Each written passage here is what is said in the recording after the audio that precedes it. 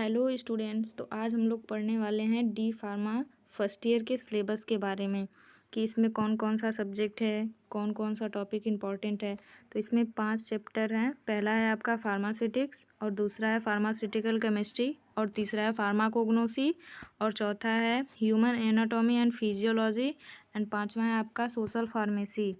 अब इसमें पहला चैप्टर है फार्मास्यूटिक्स। तो देखते हैं कि इसमें कौन कौन सा टॉपिक इम्पॉर्टेंट है। तो पहला चैप्टर आपका ये है, तो इसमें ये पहला history of the profession of pharmacy in India, ये इम्पॉर्टेंट है। ठीक है। फिर दूसरा है आपका फार्मेसी एज अ करियर, ये भी पूछ देता है कभी कभी। फिर फार्माकोपिया, ये भी बहुत ज़्यादा इम्पॉर्टेंट है। इसमें आईपी और बीपी के बारे में बहुत ज़्यादा पूछता है।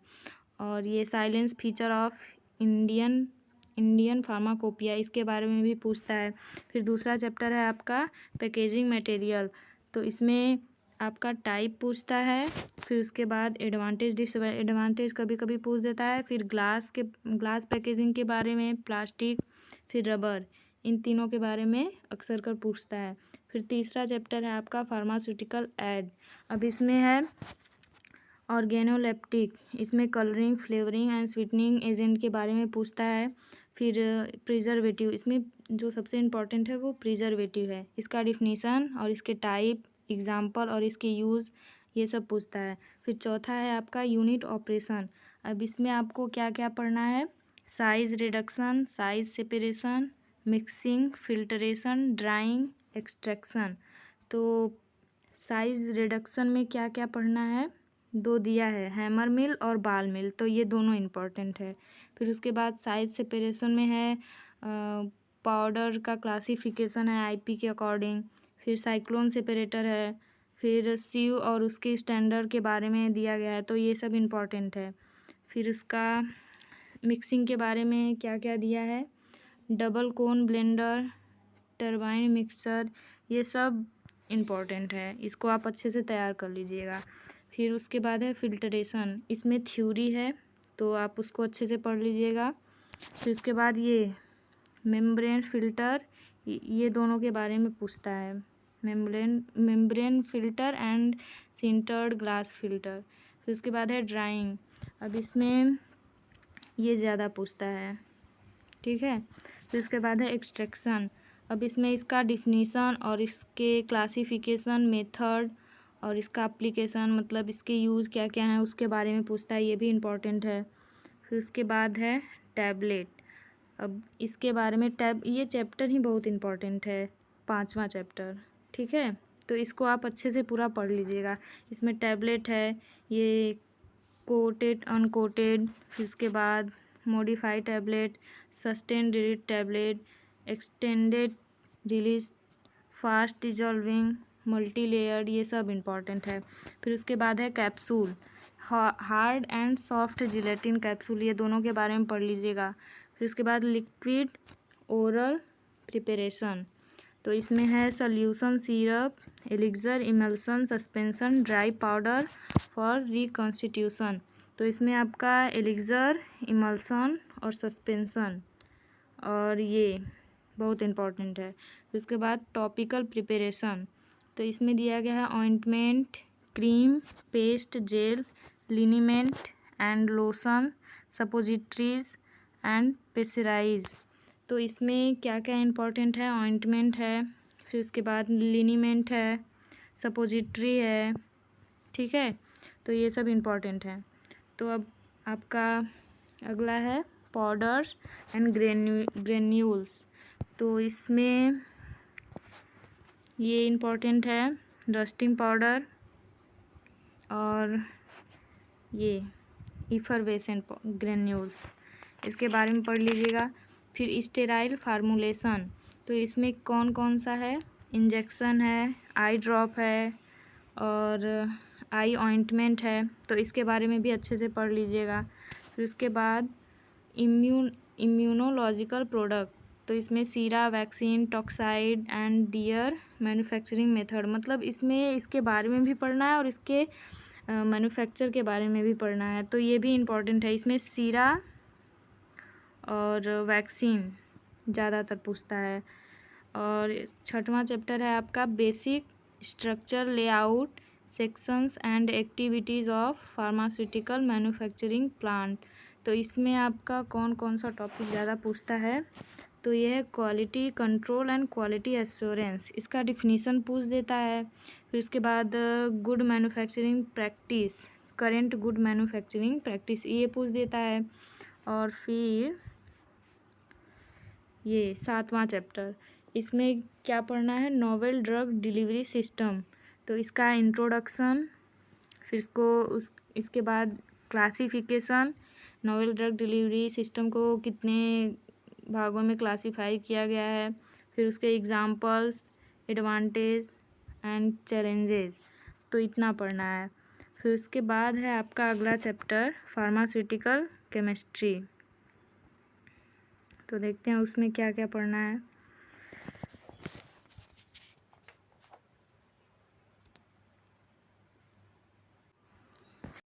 इसमें पहला चैप्टर है इंट्रोडक्शन ऑफ फार्मास्यूटिकल केमिस्ट्री। तो इसका स्कोप पूछ देता है कभी कभी। और फार्मास्यूटिकल केमिस्ट्री का डिफिनीसन याद कर लेना।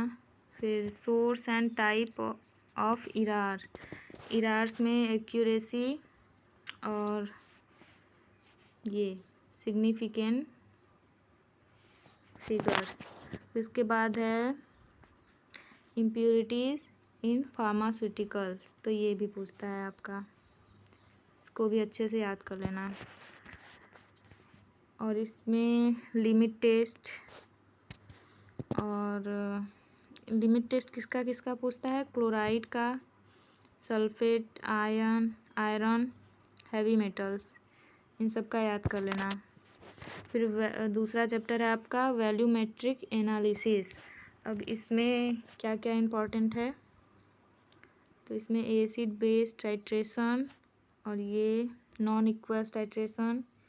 फिर उसके बाद है आपका ग्रेविमेट्रिक एनालिसिस, ये भी पढ़ लेना, इसके प्रिंसिपल क्या हैं और इसके मेथड क्या क्या हैं। फिर आगे आपका तीसरा चैप्टर इनऑर्गेनिक फार्मास्यूटिकल्स। तो इसमें क्या क्या इम्पोर्टेंट है,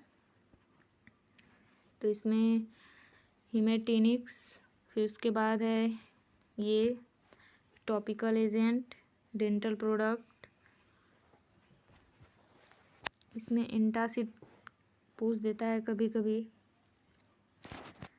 ये aluminium hydroxide gel, magnesium hydroxide, ये सब पढ़ लेना। फिर उसके बाद है पोटेशियम परमैंगनेट, इसके बारे में पूछता है। फिर उसके बाद डेंटल प्रोडक्ट में कौन कौन सा है ये। फिर मेडिसिनल गैसेज, तो इसमें क्या क्या है इम्पोर्टेंट। अब चौथा चैप्टर है आपका introduction to nomenclature of organic chemical system with particular reference to heterocyclic compounds containing up to 3 things. तो इसमें आप ये पढ़ लेना, हेट्रोसाइक्लिक कंपाउंड के बारे में अच्छे से तैयार कर लेना। फिर उसके बाद इसमें दिया गया है बहुत सारे ड्रग के नाम दिए गए हैं, और उसके बारे में ये जो स्टार पॉइंट है ना, ये बहुत ज़्यादा इम्पोर्टेंट है। तो और ये जो स्टार पॉइंट दिए गए हैं, इसमें आपको इसका स्ट्रक्चर भी पढ़ना होगा, IUPAC नेम और उसका स्ट्रक्चर कैसे बनाते हैं ये सभी पढ़ना होगा। तो जो है वो आप देख लीजिए, ये है। फिर उसके बाद डाइजेपाम है, फिर हैलोपेरिडोल, ये सब है। आप लोगों के पास सिलेबस होगा तो आप उसमें टिक लगा लीजिएगा कि कौन कौन सा इम्पोर्टेंट है। अब 6वां चैप्टर है आपका drug acting on autonomic nervous system. तो इसमें ये जो है सिम्पैथोमाइमेटिक एजेंट, ये बहुत ज़्यादा इम्पोर्टेंट है, और इसमें इसका स्ट्रक्चर भी पढ़ना है, इफिनेफ्रिन का। और आगे दिया गया है डोपामाइन, इसका भी पढ़ना है। फिर है एजेंट्स, इनडायरेक्टली एजेंट, मतलब इसमें 2 दिए गए हैं, डायरेक्टली और इनडायरेक्टली। तो डायरेक्टली में आपने पढ़ा। तो अब हम इनडायरेक्ट एक्टिंग एजेंट को देखते हैं। तो इसमें आप लोगों को ये इम्पॉर्टेंट है। फिर उसके बाद है एड्रीनर्जिक एंटागोनिस्ट। तो इसमें है अल्फा एड्रीनर्जिक, फिर उसके बाद अल्फा एड्रीनर्जिक ब्लॉकर है, इसमें 2 हैं तो इसमें से एक याद कर लेना। फिर उसके बाद ये इम्पॉर्टेंट है। फिर आगे है cholinergic drug and related agent. तो इसमें क्या क्या इम्पोर्टेंट है आपका, एसिटाइल कोलिन, ये अच्छे से पढ़ लेना। फिर है एट्रोपिन सल्फेट, फिर नियोस्टिग्मिन भी इम्पॉर्टेंट है। फिर सिंथेटिक कोलिनर्जिक ब्लॉकिंग एजेंट। तो अब इसके बारे में आप लोगों को देखना है। तो इसमें क्या इम्पॉर्टेंट है, डाई साइक्लोमाइन हाइड्रोक्लोराइड। ठीक है। तो अब 7वां चैप्टर है आपका drug acting on cardiovascular system. तो इसमें पहला है एंटी एरिथमिक ड्रग। तो अब इसमें क्या क्या इम्पोर्टेंट है, तो ये फिनाइसन सोडियम। फिर एंटी हाइपरटेंसिव एजेंट। तो इसमें कौन सा इम्पोर्टेंट है, तो इसमें इम्पोर्टेंट है प्रोपोनोलॉन, फिर नेफिडिपाइन, फिर एंटी एंजाइनल एजेंट। तो इसको भी पढ़ लेना, पूछ देता है कभी कभी एग्ज़ाम में। अब आगे है आपका 8वां चैप्टर डाईयूरेटिक्स। तो इसमें क्या क्या इम्पोर्टेंट है, तो इसमें है आपका फ्यूरेसेमाइड, फिर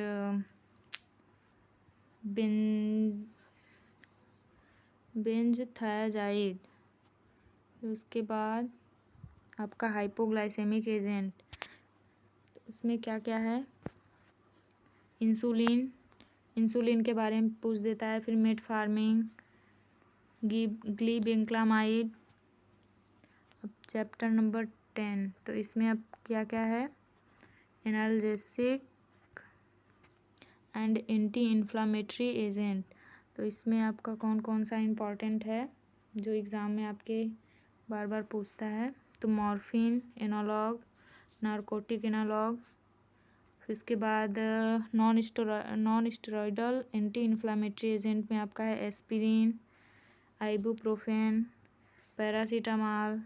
इसके ब्रांड नेम अक्सर कर पूछते हैं, ये जो एस्पिरिन, आइबुप्रोफेन, पैरासीटामॉल, ये सब है, इसके ब्रांड नेम पूछते हैं कि एक एक नंबर में।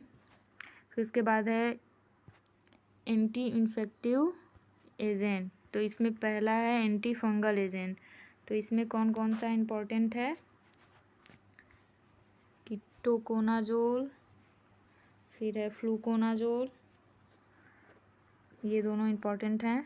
फिर आगे है आपका urinary track anti infective agent. तो इसमें है आपका ओफ्लुक्सासिन। फिर आगे है एंटी ट्यूबर कूलर एजेंट। तो इसमें है INH, इसके बारे में बहुत पूछता है, पढ़ लेना अच्छे से। फिर है ये, फिर आगे है एंटीवायरल एजेंट। अब इसमें कौन कौन सा है, तो एसाइक्लोवीर और फिर आगे है एंटी मलेरियल। अब इसमें है क्विनीन सल्फेट, फिर मेफ्लोक्विन, फिर है क्लोरोक्विनिन फास्फेट, फिर आगे है सल्फोनामाइड। अब सल्फोनामाइड में कौन कौन सा इम्पोर्टेंट है, तो इसमें सल्फासीटामाइड, ये इम्पोर्टेंट है। फिर उसके बाद एंटीबायोटिक्स। तो एंटीबायोटिक्स में पेनिसिलिन, एमॉक्सिसिलिन, और आगे है आपका, इसमें माइक्रोराइड्स में पढ़ना है आपको ये दोनों। फिर उसके बाद मिससेलेनियस में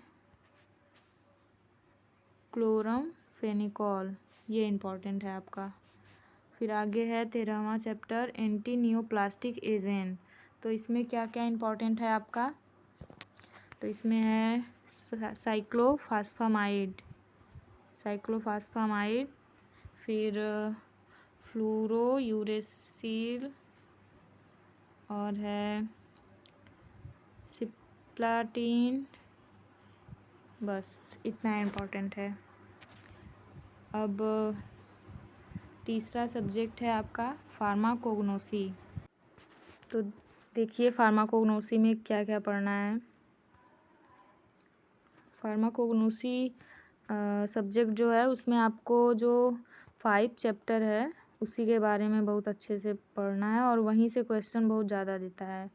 तो इसमें है पहला definition, history, present status and scope of pharmacognosy. तो इसमें ज़्यादातर करके हिस्ट्री ही पूछता है, ठीक है। फिर क्लासिफिकेशन ऑफ ड्रग, तो इसमें कौन कौन सा है, इसमें ये चैप्टर थोड़ा इजी है, तो आप इसके बारे में, इसके क्लासिफिकेशन मतलब ड्रग को कितने भागों में बांटा गया है तो उसके बारे में आप पढ़ सकते हैं यहाँ से। फिर उसके बाद तीसरा है quality control of crude drug. तो इसमें क्या क्या पढ़ना है आपको, क्या क्या इम्पोर्टेंट है, एडल्ट्रेशन और इवेल्युएशन ऑफ क्रूड ड्रग, ठीक है, ये इम्पोर्टेंट है। फिर आगे है चौथा chapter brief outline of occurrence, distribution, isolation, identification test, therapeutic activity and pharmaceutical application of alkaloids, terpenoids. तो इसमें आपको क्या क्या पढ़ना है, क्या क्या इम्पोर्टेंट है, ग्लाइकोसाइड्स और एल्कलॉइड्स, इसके टेस्ट पढ़ने हैं, आइडेंटिफिकेशन टेस्ट पढ़ने हैं। फिर उसके बाद आइसोलेशन पढ़ना है, ठीक है, टैनिन्स भी पूछ देता है और रेजिन्स, ये सब इम्पोर्टेंट हैं। फिर 5वां चैप्टर है आपका biological source, chemical constituent and therapeutic efficacy of following categories of crude drug. तो इसमें आपको ये जितने भी ड्रग कैटेगरी और उसके अंदर ये जो ड्रग दिख रहे हैं ये सब आपको पढ़ने हैं। इसके जो फैमिलीज़ है, बायोलॉजिकल सोर्स जो है उसको आपको अच्छे से याद करना है। तो इसमें पहला है लैक्सेटिव, तो इसमें क्या इम्पोर्टेंट है, सिन्ना और एलो। फिर उसके बाद है कार्डियोटॉनिक्स, तो इसमें दोनों ही इम्पोर्टेंट हैं। फिर carminative and GI regulator, GI regulator मतलब गैस्ट्रो इंटेस्टाइनल रेगुलेटर। तो इसमें आपका क्या क्या इम्पोर्टेंट है, तो कोरिएंडर हो गया, कोरिएंडर, फिर कार्डमम, जिंजर, ब्लैक पेपर, फिर उसके बाद नटमेग और सिनेमन, और उसके बाद है आपका एस्ट्रिंजेंट। तो आपको इसके बारे में पढ़ना है। तो इसमें क्या क्या इम्पोर्टेंट है,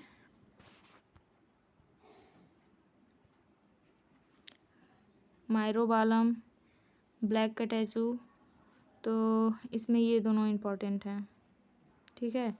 फिर अगला है drug acting on nervous system, तो इसमें क्या क्या है, बेलाडोना और इफिड्रा, ओपियम, और आगे है आपका एंटी हाइपरटेंसिव। तो इसमें राउल्फिया एक ही है, तो इसको आप पढ़ लीजिएगा, ठीक है। अब एंटीटसिव, इसमें है वसाका, तो वसाका इम्पॉर्टेंट है। फिर उसके बाद है एंटी रूमेटिक, उसमें है कोल्चिकम सीड। फिर है एंटी ट्यूमर, उसमें है विनका, तो विनका ज़्यादा इम्पॉर्टेंट है, ये पूछता है एग्ज़ाम में। फिर है डायूरेटिक्स, इसमें है पहला गोखरू, तो गोखरू भी इम्पॉर्टेंट है, और पुनर्नवा। फिर उसके बाद आगे है आपका एंटी डिसेंट्रिक, तो इसमें है इपिक है कुन्हा, इसमें एक ही ड्रग है तो आप इसको पढ़ लीजिएगा। ले देखिए ये पूरा चैप्टर जो है वो बहुत इम्पॉर्टेंट है, तो इसमें आप कोशिश कीजिएगा कि इसमें जितने भी ड्रग दिए गए हैं और जितने भी कैटेगरीज दिए गए हैं सब आपको पता हो, सब आप पढ़ लीजिएगा। तो इसमें एंटी सेप्टिक एंड डिसइंफेक्टेंट, तो इसमें है बेंजोइन, मिर, नीम, टर्मेरिक। तो इसमें कौन सा है? बेंजोइन और नीम, इन दोनों के बारे में बहुत पूछता है। फिर अगला है एंटी मलेरियल, तो इसमें कौन कौन सा है?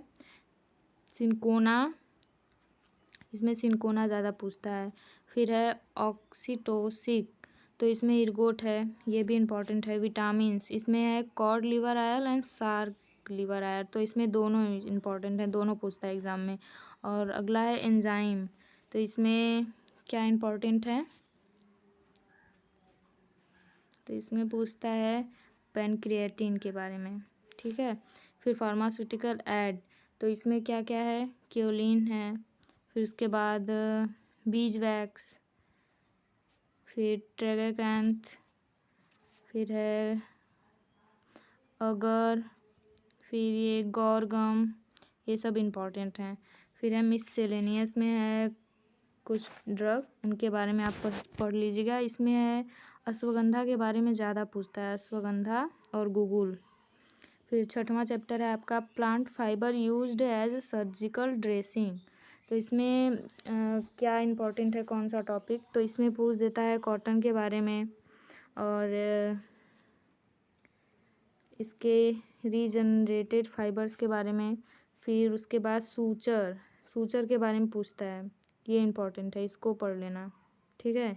छठवें चैप्टर में ये सबसे ज़्यादा इम्पॉर्टेंट है। फिर सातवां चैप्टर है आपका basic principle involve in the traditional system of medicine like Ayurveda, सिद्धा, यूनानी एंड होम्योपैथ, तो इसमें आयुर्वेदा और सिद्धा ये दोनों बहुत ज़्यादा पूछता है।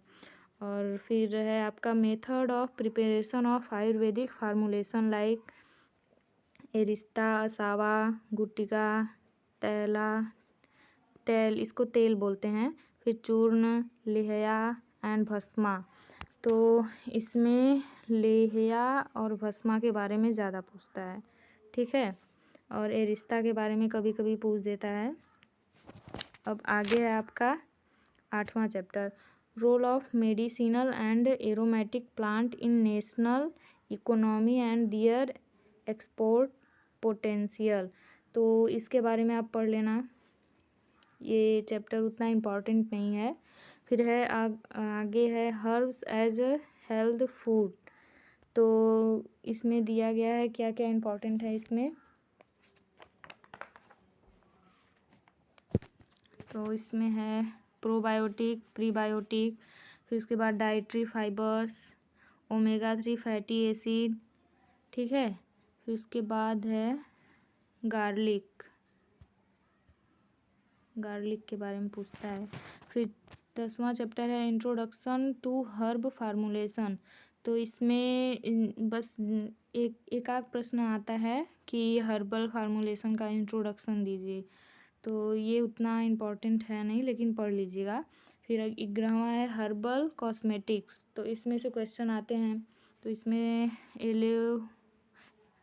एलोवेरा जेल और फिर आलमंड ऑयल, फिर रोज़मेरी ऑयल, सैंडलवुड, ये सब पूछता है। इसके केमिकल कॉन्स्टिट्यूएंट, सोर्स, ये सब पूछता है इसमें। और 12वां है आपका साइटोकेमिकल इन्वेस्टिगेशन ऑफ ड्रग, तो इसमें ये ज़्यादा बड़ा चैप्टर नहीं है, छोटा ही है, इसमें से एक आध प्रश्न आ जाता है कभी कभी, ठीक है, तो इसको भी पढ़ लीजिएगा। अब अगला सब्जेक्ट है आपका ह्यूमन एनाटॉमी एंड फिजियोलॉजी, तो अब देखते हैं कि उसमें कौन कौन सा इम्पोर्टेंट है। ह्यूमन एनाटॉमी एंड फिजियोलॉजी, तो इसमें पहला चैप्टर है आपका scope of anatomy and physiology, मतलब इसके स्कोप लिखने हैं, तो ये पूछ देता है। फिर उसके बाद है दूसरा स्ट्रक्चर ऑफ सेल, तो सेल के बारे में पूछता है और उसके कंपोनेंट के बारे में, तो ये तो बहुत ही आसान है। फिर उसके बाद तीसरा है tissue of the human body, तो इसमें कौन कौन सा है? एपिथेलियल, कनेक्टिव, फिर उसके बाद है नर्वस टिश्यू, ये 3 इम्पॉर्टेंट हैं। फिर चौथा है चैप्टर आपका ओसियस सिस्टम, तो इसमें type and movement of joints ये ज़्यादा पूछता है। फिर डिसऑर्डर ऑफ जॉइंट ये भी पूछता है। फिर उसके बाद अपेंडिकुलर स्केलेटन के बारे में पूछता है। फिर 5वां चैप्टर है आपका हीमोपोइटिक सिस्टम। तो इसमें क्या क्या पूछता है, composition and function of blood इसके बारे में पूछता है। फिर उसके बाद है प्रोसेस ऑफ हीमोपोइसिस। फिर उसके बाद है WBC। फिर उसके बाद mechanism of blood clotting and importance of blood group ये दोनों इम्पोर्टेंट हैं। फिर आगे आपका 6 चैप्टर लिम्फेटिक सिस्टम। तो इसमें क्या पढ़ना है, तो इसमें लिम्फ के बारे में पढ़ना है, ये पूछ देता है। फिर उसके बाद इसके कंपोजिशन क्या क्या मिलकर बना होता है। फिर उसके बाद है स्प्लीन का, इसका स्ट्रक्चर पूछता है स्प्लीन का, और लिम्फ नोड इन दोनों को अच्छे से तैयार कर लीजिएगा। फिर 7वां है कार्डियोवैस्कुलर सिस्टम। तो इसमें क्या इम्पोर्टेंट है, anatomy and physiology of heart, ठीक है। फिर उसके बाद है कोरोनरी एंड सिस्टेमिक सर्कुलेशन। फिर उसके बाद है basics of ECG, heart sound, और है कार्डियक साइकिल ये भी इम्पोर्टेंट है, ठीक है, ये इतना इम्पोर्टेंट है।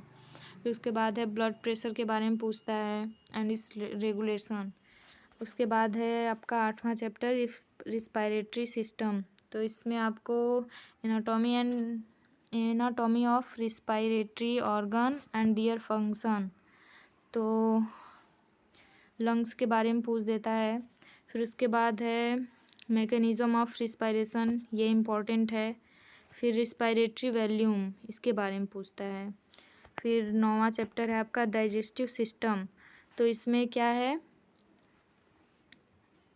डाइजेस्टिव सिस्टम में GIT के बारे में पूछ देता है। फिर उसके बाद है anatomy and function of accessory gland, जो ग्लैंड है उसके बारे में पूछता है। फिर physiology of digestion and absorption, तो ये क्वेश्चन ज़्यादा पूछता है, physiology of digestion and absorption, ठीक है। फिर 10वां है आपका स्केलेटन मसल। तो इसमें क्या क्या पूछता है, इसमें डिसऑर्डर ऑफ स्केलेटन मसल ये क्वेश्चन ज़्यादा पूछता है। फिर उसके बाद है 11वां नर्वस सिस्टम। तो इसमें क्या क्या है, नर्वस सिस्टम क्लासिफिकेशन कितने भागों में बांटा गया है। फिर उसके बाद है सेरिब्रम सेरिबेलम ये दोनों। फिर उसके बाद है फंक्शन ऑफ हाइपोथैलेमस, ठीक है। फिर उसके बाद है spinal cord structure and reflexes. फिर उसके बाद है anatomy and physiology of sympathetic and parasympathetic nervous system ये भी इम्पोर्टेंट है। फिर 12वां चैप्टर है आपका सेंस ऑर्गन। तो इसमें सबसे ज़्यादा क्या पूछता है, तो इसमें आई के बारे में पूछ देगा, स्किन। फिर उसके बाद है टंग, ये इतना 3 इम्पॉर्टेंट है इसमें। फिर 13वां है आपका यूरिनरी सिस्टम। तो इसमें क्या इम्पोर्टेंट है, anatomy and physiology of urinary system. फिर उसके बाद physiology of urine formation, urine का फॉर्मेशन कैसे होता है। फिर रेनिन एंटागोनिस्ट। फिर उसके बाद है क्लियरेंस टेस्ट एंड मिक्चुरेशन। तो इसमें जो मिक्चुरेशन है वो ज़्यादा पूछता है एग्ज़ाम में, ठीक है, तो इसको अच्छे से पढ़ लेना। फिर आगे है आपका इंडोक्राइन सिस्टम, ठीक है। तो इसमें है पिट्यूटरी ग्लैंड और thyroid and parathyroid gland, pancreas and gonadotrophin hormones ये सब हैं। फिर उसके बाद है आपका रिप्रोडक्टिव सिस्टम। तो इसमें क्या इम्पोर्टेंट है, तो इसमें है anatomy of male and female reproductive system. तो इसके बारे में पूछ देता है कभी कभी लॉन्ग क्वेश्चन में। फिर उसके बाद है मेंस्ट्रुएशन, इसके बारे में पूछता है कि इसके ये क्या होता है, इसका फिजियोलॉजी क्या है, ठीक है। फिर उसके बाद है स्पर्मेटोजेनेसिस एंड ओवाजेनेसिस, तो इसके बारे में भी पढ़ लेना। फिर है ये जो टॉपिक है इसके बारे में भी पूछता है। तो ह्यूमन एनाटॉमी एंड फिजियोलॉजी में इतना इम्पोर्टेंट था।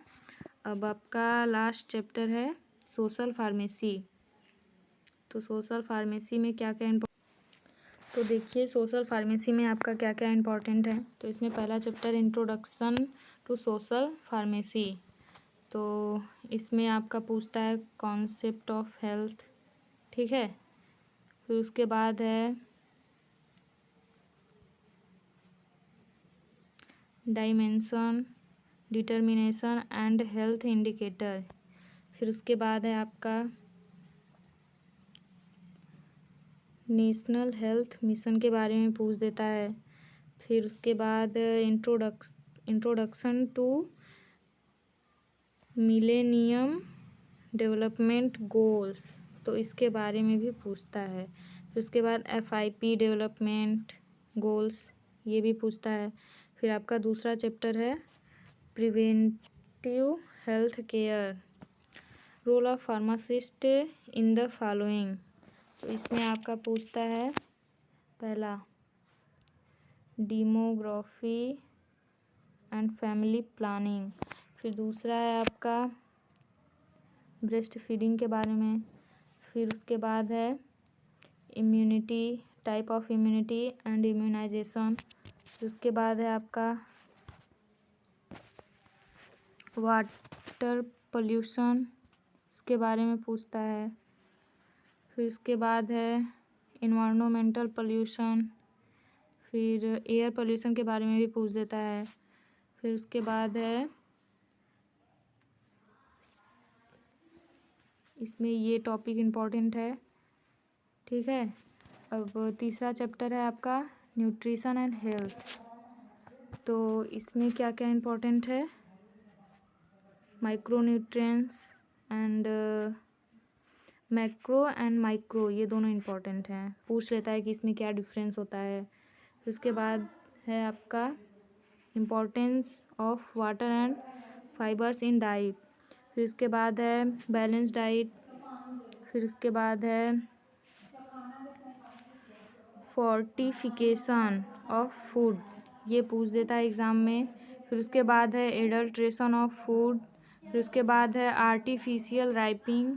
फिर जेनेटिकली मॉडिफाइंग फूड, ये सब इम्पोर्टेंट है इसमें।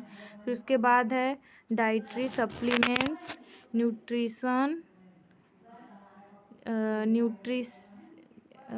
डाइटरी सप्लीमेंट है। फिर उसके बाद है न्यूट्रास्यूटिकल फूड और सप्लीमेंट, ये सब इम्पॉर्टेंट है। फिर चौथा चैप्टर है आपका introduction to microbiology and common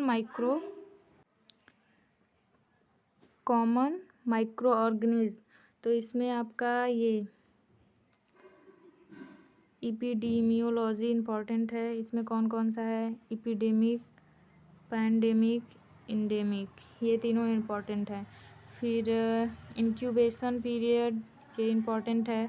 फिर उसके बाद है मॉर्बिडिटी एंड मॉर्टेलिटी, ये भी इम्पॉर्टेंट है। फिर आगे है आपका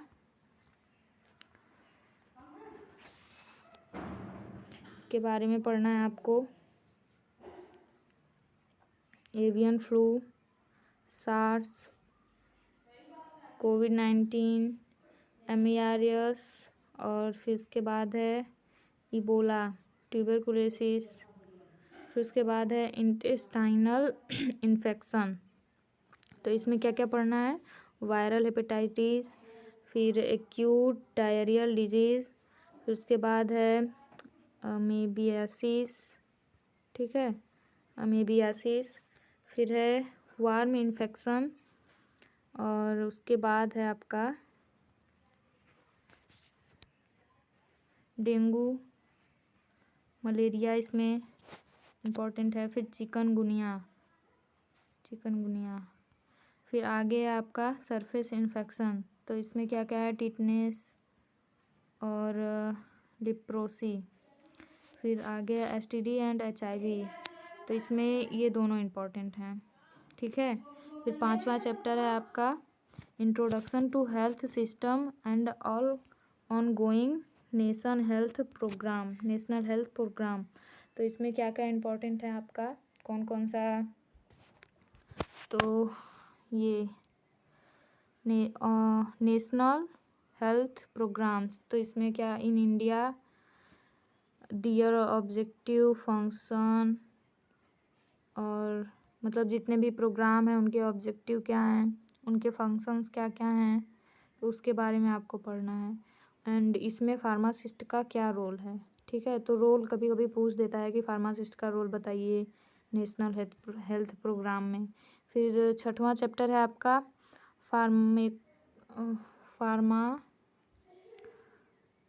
इकोनॉमिक्स, ठीक है। तो इसमें आपको ज़्यादा कुछ नहीं पढ़ना है, इसमें आपको इसका इंट्रोडक्शन पढ़ना है और टर्मिनोलॉजी, इम्पोर्टेंस, बस इतना ही पढ़ना है। तो यही है आपका syllabus D pharma first year का, ठीक है। अगर आपको ये वीडियो अच्छा लगा हो तो अपने दोस्तों के साथ शेयर कीजिएगा। Thank you.